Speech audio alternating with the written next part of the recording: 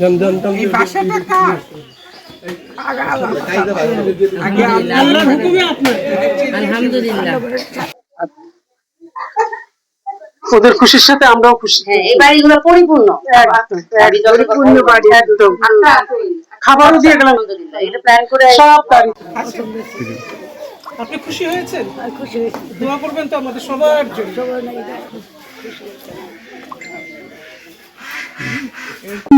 আপনি হাত দেন। এগুলো স্যার আপনার জন্য। ঠিক আছে, ছেড়ে দেন, ছেড়ে দেন। পরে আসেন। আপনার ঘর দেখে খুশি হয়েছেন? এটা একটি সামাজিক অরাজনৈতিক সংগঠন। আমাদের কাজ হলো, প্রধান কাজ হলো মহান মুক্তিযুদ্ধে যারা মহিলারা খুব ক্ষতিগ্রস্ত হয়েছিল শারীরিকভাবে, তাদের জন্য আমরা কিছু করা, তাদেরকে সমাজে পুনর্বাসিত করা এবং স্বাবলম্বী করা হচ্ছে আমাদের প্রধান কাজ। এবং পাশাপাশি দুস্থ অসহায় দরিদ্র মহিলা শিশু কিশোর তাদের পুনর্বাসনের কাজ আমরা করে যাই, এটা আমরা সবসময় করি। আর যাদের আমরা সারা বাংলাদেশে প্রত্যন্ত অঞ্চল পর্যন্ত যাই, যারা দেখি খুব কষ্টে আছে, ঘর নেই, বাড়ি নেই, গাছের নিচে থাকে, রাতের বেলা কোনো শেল্টার নাই, আমরা তাদেরকে খুঁজে খুঁজে বের করি। আমরা সবাই এসছি ঢাকা থেকে, সংগঠনের আমরা 7 জন এসছি। তো এসে আমরা আজকে তাদেরকে হস্তান্তর করছি বাড়িটা। খুব ভালো লাগছে যে আমরা তাদের হাতে দিতে পারলাম। বলো তো, চেষ্টা চেষ্টা হ্যাঁ চেষ্টা। আচ্ছা,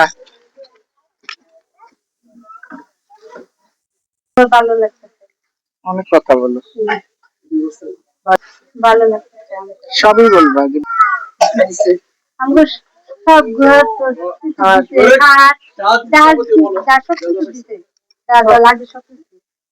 এখন মনের সুখে থাকবেন, আল্লাহর কাছে সকল করবেন। আর আমাদের জন্য ঠিক আছে, আমাদের সবাই দেখেন কত কষ্ট করে ঢালছে।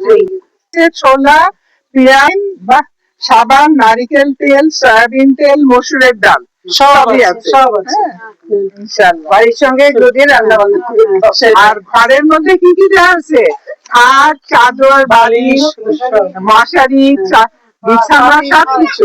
এখন থাকবেন মনের সুখে, আল্লাহর শুকর করবেন, আর আমাদের সবার জন্য দোয়া করবেন। আপনি কি চিন্তা করছেন আপনার এরকম একটা বাড়ি হবে? বলেন আলহামদুলিল্লাহ। তারপর আমাদের মারুফ ভাইরা অনেক সহযোগিতা করছে।